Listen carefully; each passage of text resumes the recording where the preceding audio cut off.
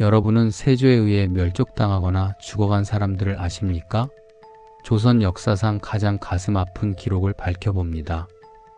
1457년 세조는 자신에게 반대한 혈육과 백성을 역사에서 통째로 지워버렸습니다. 안평 금성대군 등 형제 7명과 서모 해빈 양씨, 조카 단종과 온영군까지 핵심 혈족 11명이 처형되거나 유배되었습니다. 그해 8월 21일 살아남은 왕실직계 가족 60여 명과 사육신 가문의 여성 200여 명은 공신들의 산호비로 배분되었습니다. 이어 10월 21일 경상도 순흥에서는 선비와 백성 1000명이 한나란시에 도살되었습니다. 제일 먼저 해빈양 씨를 보겠습니다. 해빈양 씨와 세 아들 한남군, 수춘군, 영풍군. 세조가 즉위하자마자 단종의 가장 강력한 보호막이었던 이 집안을 통째로 무너뜨렸습니다. 세종 32년 5월 14일 임금이 영흥대군의 집에서 승하였습니다. 기록에 따르면 세종은 생전에 후궁 해빈 양 씨에게 어린 손자 단종의 보육을 신신당부하였습니다. 해빈 양 씨는 세종의 명을 받들어 단종이 세손이었던 시절부터 대궐 안에서 그를 직접 길렀으며 단종이 즉위한 뒤에도 침전 곁에서 수라와 일상을 돌보았습니다. 단종 즉위년 6월 초하루의 기록을 보면 해빈 양 씨는 단종의 거처 근처에 머물며 종친과 외인의 출입을 엄격히 통제하였습니다. 당시 그녀는 남색 저고리에 옥색 치마를 입고 있었으며 단종이 수라를 들 때 곁에서 젓가락을 놓는 위치까지 점검하였습니다.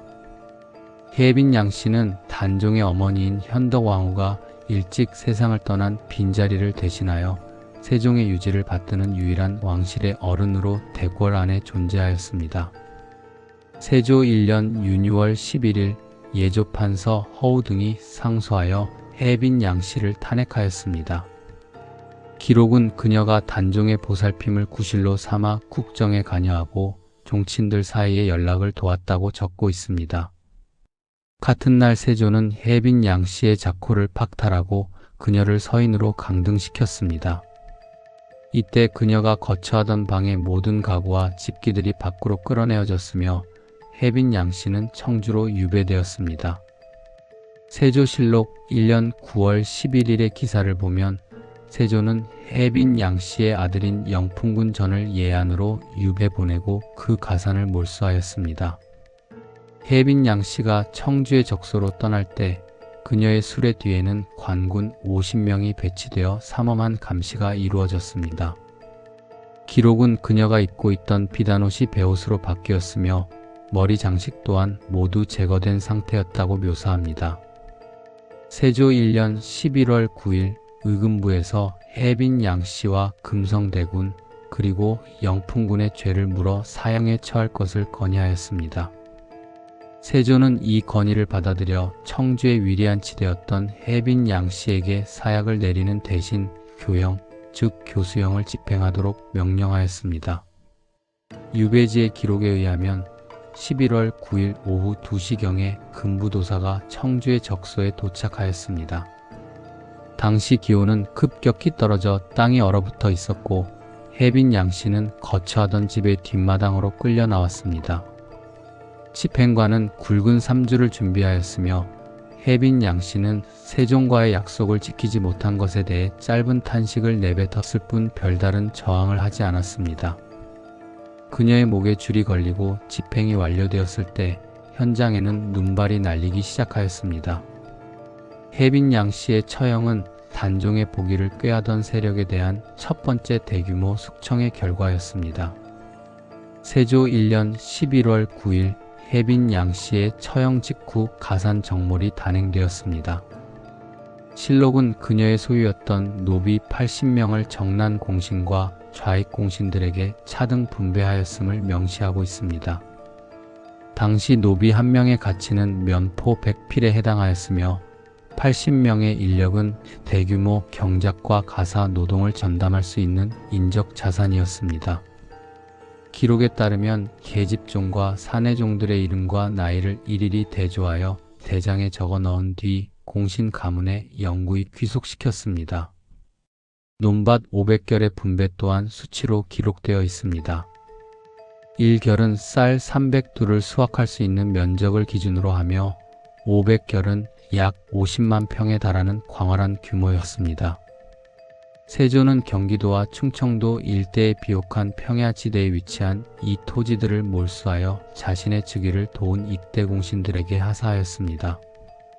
토지 대장인 양안에는 해빈 양씨의 소유였던 논밭이 공신의 이름으로 계층되었으며 해당 토지에서 발생하는 수색권 역시 공신들에게 이전되었습니다. 추가적인 기록을 보면 해빈 양씨의 처소에 남았던 쌀 200섭과 옷감 50필은 군자감으로 귀속되었습니다. 구리 그릇과 쇠솥 등의 가재도구는 장흥고로 옮겨져 관리되었습니다. 세조는 해빈 양씨의 가산을 분배하는 과정에서 단 한 점의 물건도 남기지 않도록 명하였으며 기록된 결과에 따르면 도성 내 그녀의 사유 재산은 단 한 평도 남지 않게 되었습니다. 이러한 철저한 가산 정몰은 이후 단종 측근들에게 적용될 본보기로 기록되었습니다. 세조는 해빈 양씨를 죽인 직후 대궐의 경비를 강화하고 단종이 머물던 거처의 담장을 더 높이 쌓도록 명하였습니다. 기록된 수치에 따르면 당시 동원된 군사는 1000여 명에 달하였으며 도성 안의 모든 성문은 해가 지기 전 일찍 닫혔습니다. 세조 1년 윤유월 11일 해빈 양씨의 아들 영풍군전은 그의 어머니와 함께 탄핵을 받았습니다. 기록에 따르면 세조는 영풍군이 해빈 양씨와 결탁하여 대궐 안팎의 소식을 전하고 종친들 사이에서 세력을 모으려 했다는 명목으로 그를 예안으로 유배 보냈습니다. 당시 영풍군의 나이는 21살이었으며 세종이 아끼던 8번째 아들이었습니다. 유배지로 떠날 때 영풍군은 관복을 벗고 거친 삼배옷을 입었으며 그가 타던 말과 가마는 모두 몰수되었습니다. 세조 1년 9월 11일 영풍군 전의 가산 정몰이 공식화되었습니다. 실록은 영풍군 소유의 노비 60여 명과 논밭 300결을 공신들에게 분배하였다고 적고 있습니다. 특히 영풍군이 거처하던 저택의 기둥과 석가래에 사용된 고급 목재들까지 국가자산으로 귀속되었으며 집안에 보관 중이던 서적과 비단은 내수사로 옮겨졌습니다. 영풍군은 예안의 적소에서 사면이 가시가 돋친 울타리로 둘러싸인 위리한 치 상태에 놓였습니다. 기록은 그가 매일 아침과 저녁으로 한 번씩 주어지는 거친 보리밥과 소금기 있는 국으로 연명하였으며 외부와의 서신 왕래는 철저히 차단되었다고 묘사합니다. 세조 1년 11월 9일 해빈 양씨에게 교영이 처해진 날 영풍군 전에게도 사약이 내려졌습니다. 예안 현감은 세조의 명을 받아 사약을 들고 영풍군의 적소를 방문하였습니다. 당시 영풍군은 병을 얻어 쇠약해진 상태였으나 임금의 명을 전하는 교지를 듣기 위해 마당으로 나와 멍석 위에 무릎을 꿇었습니다. 사약을 마시기 전 영풍군은 북쪽을 향해 4번 절을 하였으며 기록은 그가 사약을 마신 뒤 곧바로 절명하였다고 기술합니다. 그의 시신은 연고자가 없어 유배지 근처에 감회장되었으며 이후 세조는 영풍군의 부인과 자녀들을 관비로 삼아 변방으로 보냈습니다. 영풍군 전의 처형은 세종의 적통 후손이자 종친이었던 인물이 왕위 찬탈 과정에서 희생된 대표적인 사례로 남았습니다. 실록은 영풍군의 죽음 이후 그와 관련된 모든 기록에서 군의 칭호를 삭제하고 전이라는 이름으로만 표기하도록 하였습니다. 또한 그에게 하사되었던 모든 토지 문서와 노비 문서는 불태워졌으며 이는 왕실 족보인 선언록에서 그의 이름을 지우기 위한 행정적 절차였습니다. 이로써 해빈 양씨와 영풍군전으로 이어지는 가계는 물적, 인적 자산을 모두 상실한 채 멸문되었습니다. 세조 1년 윤유월 11일 해빈 양씨의 둘째 아들인 한남군 이어 또한 탄핵의 대상이 되었습니다. 실록의 기록에 따르면 한남군은 그의 형인 영풍군과 함께 단종의 침전을 자주 드나들며 종친들의 동태를 살피고 세조의 집권을 방해하려 했다는 혐의를 받았습니다. 세조는 한남군을 금산으로 유배 보냈으며 그의 관작을 삭탈하고 서인으로 강등하였습니다. 유배지로 향하던 한남군은 짙은 갈색의 호옷을 입고 있었으며 수레에 실려 압송될 때 도성 사람들은 그가 세종의 아들임을 알아보고 길가에 모여 이를 지켜보았습니다. 세조 1년 11월 9일 해빈 양씨와 영풍군에게 사형이 내려진 날 한남군에게는 가산 정몰과 더불어 유배지 이치의 명이 떨어졌습니다.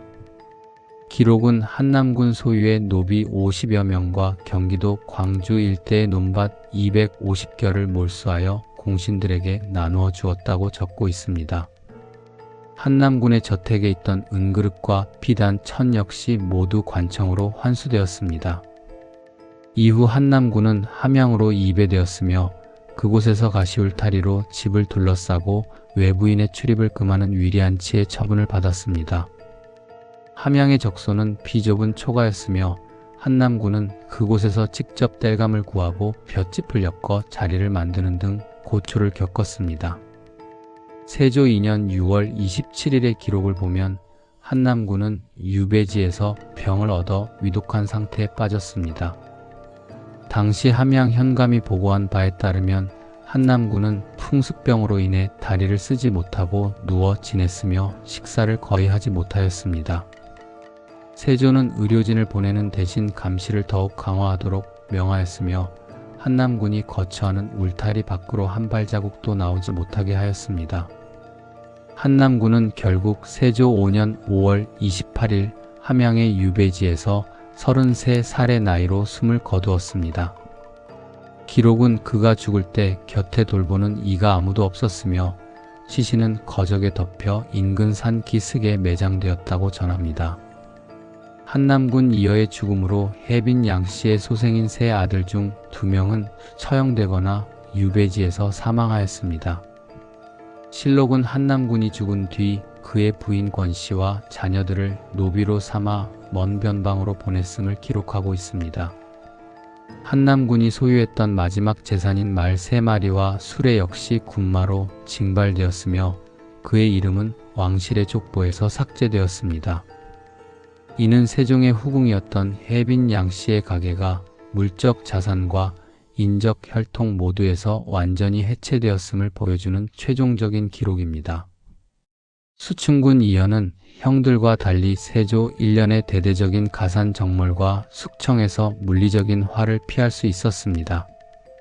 이는 그가 단종 즉위 전 이미 사망하여 정치적 결사나 상소에 이름을 올릴 수 없었기 때문입니다.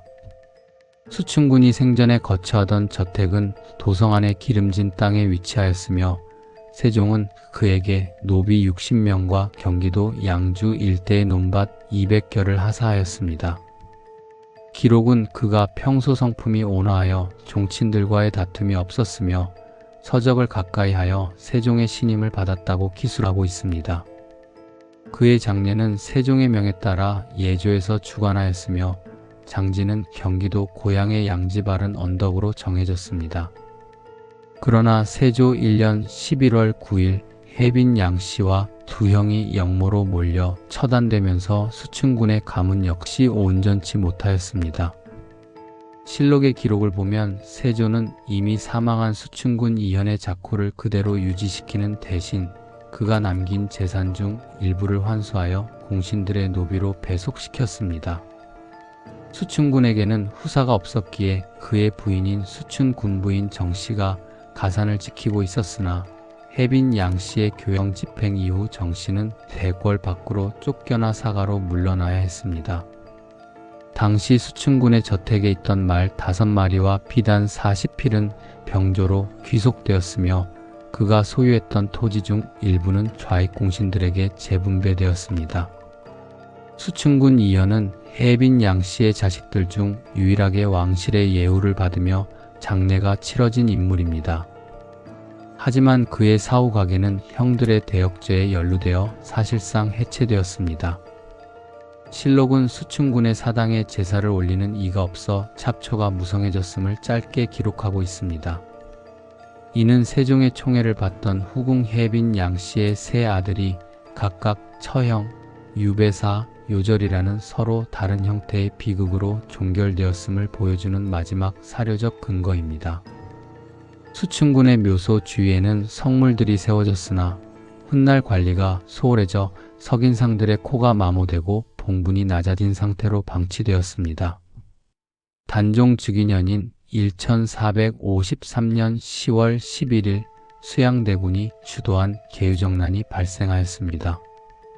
실록은 이날 밤 안평대군 이용과 그의 아들 이유를 포박하여 강화도로 유배 보냈다고 기록하고 있습니다. 안평대군은 세종의 넷째 아들이자 수양대군의 친동생으로 당시 종친들 사이에서 학문과 서예로 명망이 높았으나 김종서 등 대신들과 결탁하여 왕위를 엿보았다는 탄핵을 받았습니다. 강화도로 압송될 당시의 안평대군은 연수정이라는 이름의 배에 태워졌으며 포졸 10여 명이 그를 밀착 감시하였습니다. 기록에 따르면 그는 평소 즐겨 입던 자색 관복 대신 흰색 소복을 입고 있었으며 소지품은 벼루 하나와 책 몇 권뿐이었습니다. 강화도에 도착한 안평대군은 곧바로 교동도로 입회되었습니다. 세조실록 1년 10월 18일의 기사를 보면 의금부 지사 정척이 임금의 명을 받들어 교동도 유배지에 도착하였습니다.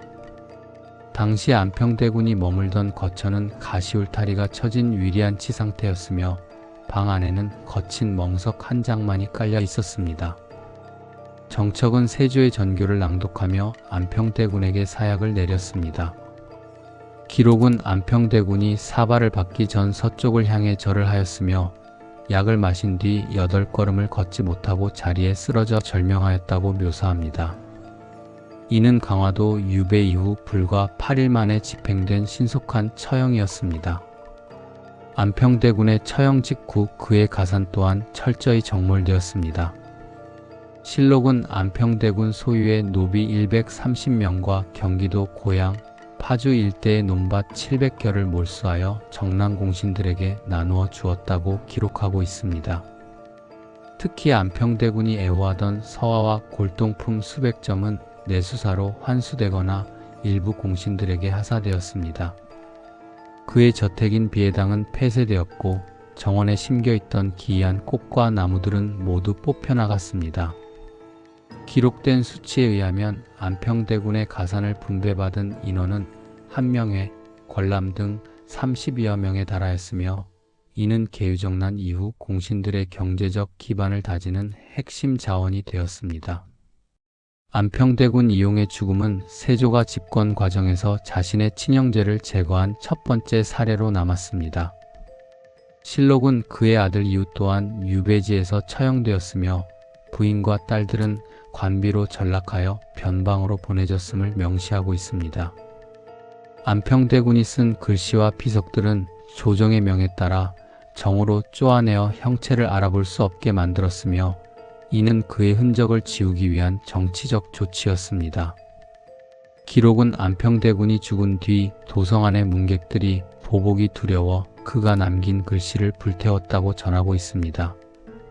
세조실록 1년 10월 18일 안평대군의 아들 이유 역시 강화도에서 부친과 함께 사형에 처해졌습니다.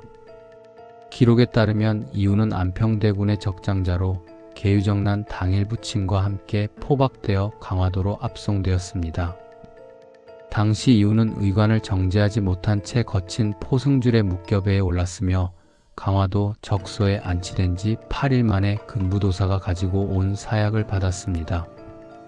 집행관의 기록에 의하면 이유는 사약을 마시기 전 부친인 안평대군의 안위를 물었으나 아무런 대답을 듣지 못한 채 사발을 들이켰습니다. 이후의 처형 이후 그의 처자식들에 대한 처분 또한 실록에 상세히 기술되어 있습니다.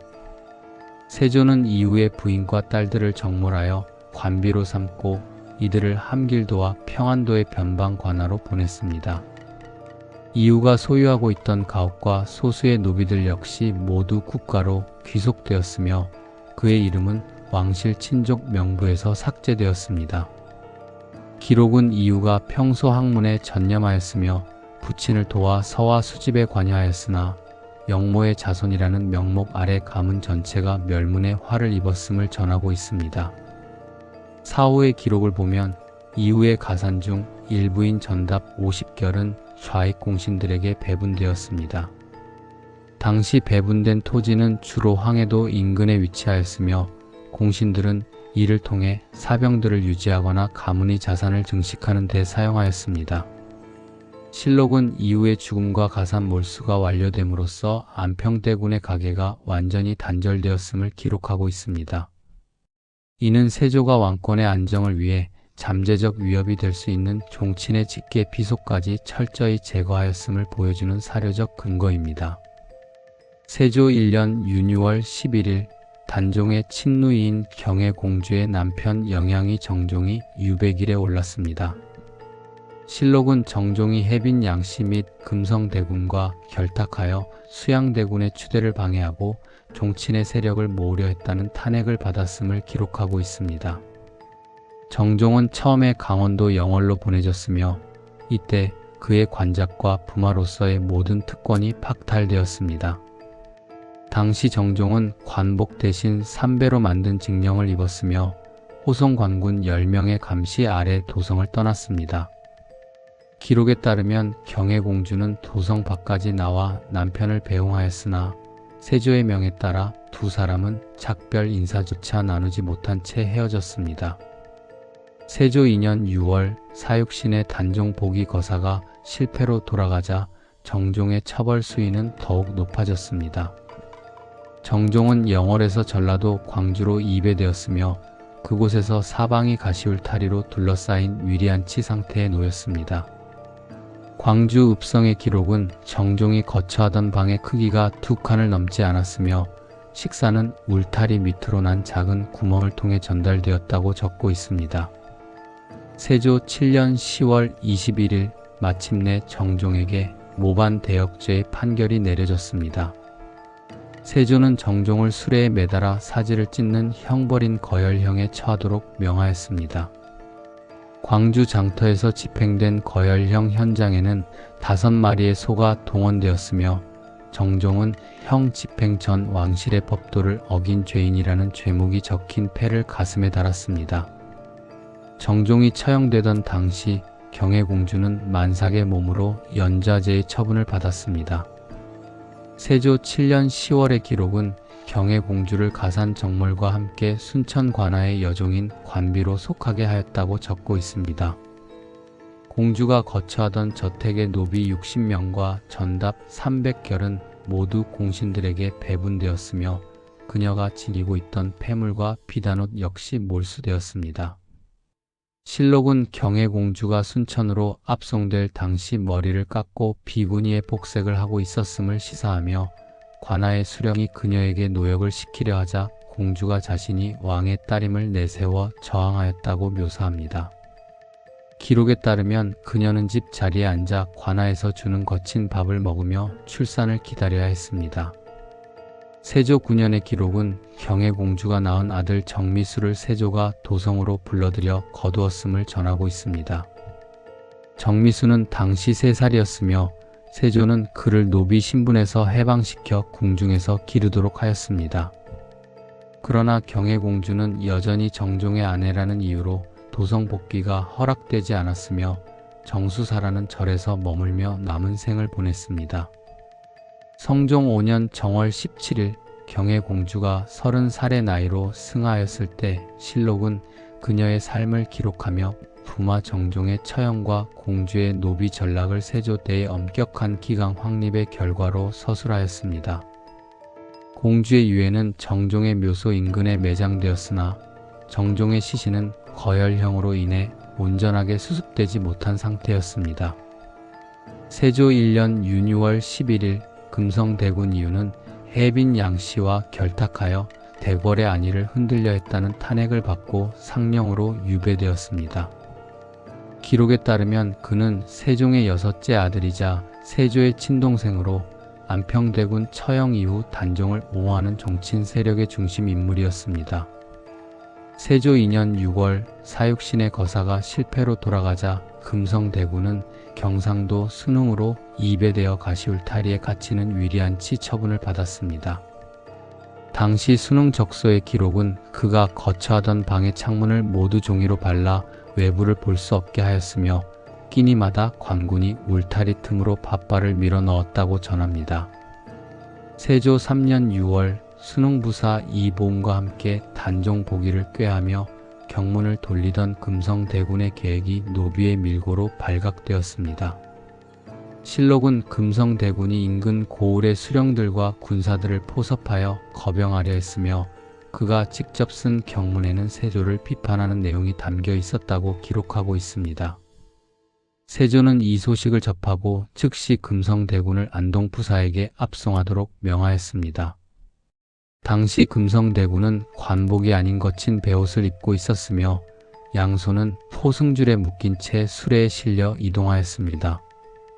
안동으로 향하던 길목마다 관군들이 배치되어 백성들의 접근을 막았으며 금성대군은 압송 도중 어떠한 발설도 허용되지 않았습니다.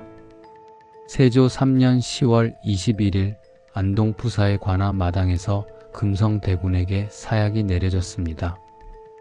기록에 따르면 세조는 친동생인 그에게 사약을 내리면서도 형 집행 전까지 그를 일반 죄인들과 동일한 옥사에 가두도록 하였습니다. 집행 당일 오후 2시경 금부도사가 왕의 교지를 들고 안동에 도착하였습니다. 금성대군은 멍석 위에 무릎을 꿇고 북쪽을 향해 4번 절한 뒤 사약을 마셨습니다. 실록은 그가 약을 마신 뒤 피를 토하며 쓰러졌으며 집행관은 그가 숨을 거둔 것을 확인한 뒤 즉시 거적으로 시신을 덮었다고 묘사합니다.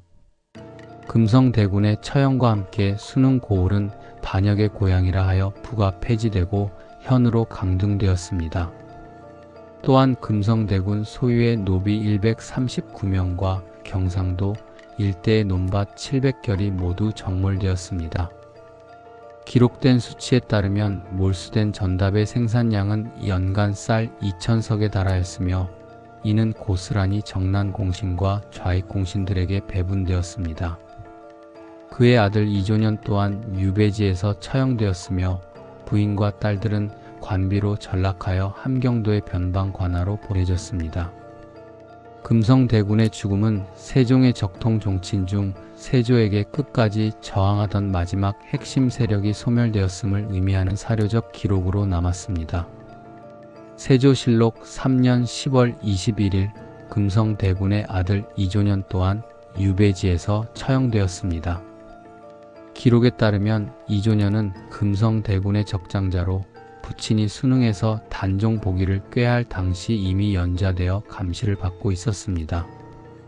금성대군의 경문 사건이 발각된 직후 세조는 이조년에게 대역죄인의 아들이라는 명목을 물어 사살을 명하였습니다.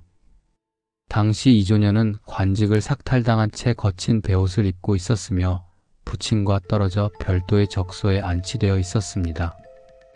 이조년의 처형 과정은 금부도사가 지켜보는 가운데 신속히 이루어졌습니다. 유배지의 사료에 의하면 이조년은 사발을 받기 전 부친의 생사를 물었으나 집행관은 이를 묵살하였습니다.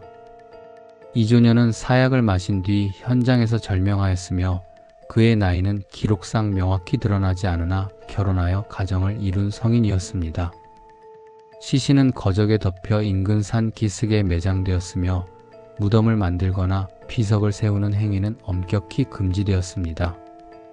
사후의 기록을 보면 이조년의 부인과 자녀들은 모두 노비로 전락하였습니다. 세조는 이들을 가려내어 공신들의 가문에 종으로 하사하거나 변방의 관하로 보내 천역을 살게 하였습니다. 이조년이 개인적으로 소유했던 노비 10명과 가옥 한 채 역시 정몰되어 국고로 귀속되었습니다. 실록은 이조년의 죽음을 끝으로 금성대군의 직계 혈통이 단절되었음을 기록하고 있으며 이는 세종의 자손이라 할지라도 반역에 연루될 경우 예외 없이 멸문의 화를 입었음을 보여주는 정밀한 사료적 근거입니다. 세종 32년 기록에 따르면 화이군 이영은 세종과 영빈 강씨 사이에서 태어난 서장자입니다. 그는 세종으로부터 노비 60명과 전답 200결을 하사받아 도성 내에 거처를 마련하고 있었습니다. 세조 1년 윤유월 11일 화의군은 해빈 양씨와 금성대군이 주도한 종친 결사에 가담하였다는 탄핵을 받았습니다. 실록은 화의군이 단종을 위해 세조의 행보를 비판하고 종친들 사이의 연락책 역할을 수행했다고 적고 있습니다.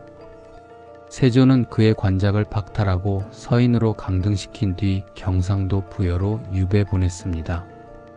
세조 3년 10월 금성대군의 수능 보기 거사가 발각되자 화의군에 대한 처벌은 극에 달하였습니다. 기록은 화의군이 금성대군과 경문을 주고받으며 내응을 약속했음을 명시하고 있습니다. 세조는 화의군을 유배지에서 끌어내어 전라도 금산으로 이배하도록 명하였으며 동시에 그의 신분을 왕족에서 천민인 노비로 전직시켰습니다. 이는 조선 왕조 사상 종친이 노비로 전락한 드문 사례로 기록됩니다. 화의군은 금산 관아의 공노비 명부에 이름을 올리게 되었으며 기록에 따르면 그는 굵은 베옷을 입고 관아의 땔감을 구하거나 마당을 쓰는 자벽에 동원되었습니다. 화의군 이영의 가산 또한 철저하게 파헤쳐졌습니다. 실록은 그가 소유했던 노비 80여 명과 경기도 가평 일대의 논밭 400결을 정몰하여 좌익공신들에게 배분하였다고 기술합니다. 그의 저택에 남아있던 가재도구와 은기류, 서책 등은 모두 장흥고와 내수사로 귀속되었습니다. 화의군의 부인과 자녀들 역시 연좌되어 관비가 되었으며 그들은 서로 다른 고을로 흩어져 배속되었습니다. 기록은 화의군이 노비 신분으로 전락한 뒤에도 세조를 향해 고개를 숙이지 않았으며 관아의 가혹한 노동 속에서도 침묵을 지켰다고 전합니다. 화의군은 이후 여러 유배지를 전전하며 10여 년간 노비의 신분을 유지하였습니다. 세조실록은 그가 유배지에서 병을 얻어 고통받으면서도 조정에 사죄하는 상소를 올리지 않았음을 기록하고 있습니다. 그는 세조가 승하한 이후인 성종대에 이르러서야 비로소 노비 신분에서 해방되어 종친의 대우를 일부 회복할 수 있었습니다. 하지만 그가 겪은 노비로의 전락과 가산의 완전한 소멸은 세조가 종친 세력을 제압하기 위해 사용한 가장 치욕적인 형벌의 본보기로 사료에 남았습니다. 세조 3년 6월 21일 노산군으로 강등된 단종은 군사 500명의 호송 아래 도성을 떠나 강원도 영월의 청령포로 유배되었습니다. 기록에 따르면 청령포는 삼면이 깊은 강물로 둘러싸여 있고 뒤편은 험준한 절벽으로 막힌 천혜의 감옥이었습니다. 단종은 이곳에서 소박한 초가에 머물렀으며 당시 그를 수행한 인원은 나인 몇 명과 노비 수십 명에 불과하였습니다. 실록은 단종이 청령포에 머물던 중 홍수가 나자 거처를 영월 관아의 객사인 관풍원으로 옮겼다고 적고 있습니다. 관풍원에 머물던 단종은 매일 동쪽 언덕에 올라 도성이 있는 북쪽을 향해 절을 하였으며 자규시라는 시를 지어 자신의 처지를 묘사하였습니다. 세조 3년 10월 21일 금성대군의 복위 계획이 발각되자 조정에서는 단종을 처단해야 한다는 상소가 빗발쳤습니다. 기록에 따르면 세조는 마침내 단종에게 사약을 내리기로 결정하고 금부도사 왕방연을 영월로 보냈습니다. 10월 24일 오후 2시경 왕방연이 사약을 들고 관풍원에 도착하였습니다. 당시 단종은 호도 차림으로 마당에 나와 있었으며 왕방연은 임금의 명을 차마 입 밖으로 내지 못하고 마당에 엎드려 통곡하였습니다. 실록의 기록과 별개로 당시 상황을 전하는 여러 사료는 단종이 왕방연의 태도를 보고 스스로 상황을 짐작하여 방 안으로 들어갔다고 전합니다. 단종의 최후에 대한 공식 기록은 세조실록 3년 10월 21일자 기사의 노산군이 스스로 목을 메어 죽으니 예로써 장사 지냈다고 간략하게 적혀 있습니다. 그러나 숙종대에 이르러 보충된 사료와 야사에 따르면 단종은 사약을 마시는 대신 공생이었던 인물이 뒤에서 활시위로 목을 당겨 처형되었습니다. 처형 직후 단종의 시신은 영월의 강물에 던져졌으며 세조의 보복이 두려워 아무도 시신을 거두지 못하였습니다. 당시 영월의 아전이었던 어몽도가 밤중에 몰래 시신을 수습하여 영월 북쪽의 동을치산 기슭에 감회장하였습니다. 기록은 어몽도가 자신의 아들들과 함께 가만히에 시신을 싸서 옮겼으며 눈이 내리는 속에서 급히 봉분을 만들었다고 묘사합니다. 단종의 죽음으로 문종의 적통 혈통은 완전히 단절되었습니다. 세조는 단종의 부인인 정순왕후 송씨를 관비로 삼아 동대문 박정업원으로 보냈으며 그녀가 소유했던 모든 노비와 토지를 몰수하였습니다. 기록된 수치에 따르면 단종의 사후 그를 지지하던 종친과 대신 100여 명이 추가로 처형되거나 유배되었습니다. 영월에 남겨진 단종의 묘소는 100여 년간 방치되다가 중종대에 이르러서야 비로소 봉분이 정비되었으며 숙종대의 단종이라는 묘호와 함께 왕의 신분이 복원되었습니다. 이는 세조가 왕위를 찬탈한 지 2년 만에 벌어진 일가 숙청의 최종적인 마침표였습니다. 가족 외의 사육신도 알아보겠습니다. 세조 2년 6월 초하루 성삼문과 박팽년 등 치편전 출신 관료들이 상왕인 단종의 보기를 꾀하다 발각되었습니다. 기록에 따르면 이들은 창덕궁에서 열린 명나라 사신환송연회에서 세조를 처단하려 하였으나 함께 가담하였던 김질의 밀고로 모든 계획이 사전에 누설되었습니다. 세조는 즉시 도성 성문을 폐쇄하고 공모자들을 의금부로 압송하였습니다. 성삼문은 고신을 당하면서도 세조를 임금이라 부르지 않고 나으리라 칭하며 저항하였습니다. 기록은 성삼문의 정강이를 달군 쇠로 지지고 팔을 자르는 가혹한 형벌이 가해졌으나 그가 끝내 굴복하지 않았다고 적고 있습니다. 세조 2년 6월 8일 거사의 주동자인 성삼문, 박팽년, 하위지, 이계, 유흥부, 유성원은 군기감 앞길에서 거열형에 처해졌습니다. 실록은 이들의 사지를 술에 묶어 5방향으로 찢어 죽였으며 머리는 저자거리에 효수하여 3일간 백성들에게 공개하였다고 기록하고 있습니다. 특히 박팽년은 옥중에서 심한 고문으로 이미 숨진 상태였으나 세조의 명에 따라 그의 시신을 다시 꺼내어 거열형을 집행하는 능지처참의 예가 적용되었습니다. 현장에는 이들의 죄목을 적은 커다란 방이 붙었으며 집행에 동원된 군사는 1천여 명에 달하였습니다.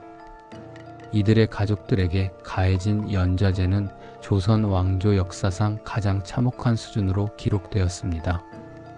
세조는 죄인의 부친과 형제, 아들 등 남계 혈족을 예외 없이 처형하도록 명하였습니다. 기록에 따르면 성삼문의 아버지 성승과 세 아들 성맹첨, 성맹년, 성맹권은 모두 같은 날 처형되었습니다. 박팽년의 아들 박헌 역시 처형되었으나 그의 며느리 이씨가 낳은 아들 박비는 여종의 아들과 맞바꾸어 구사일생으로 혈통을 보존하였습니다. 실록은 이들의 아들 중 젖먹이 아이들까지도 사약을 내리거나 목을 졸라 죽였다고 정밀하게 기록하고 있습니다. 여성들에 대한 처분 또한 사료에 상세히 남겨져 있습니다.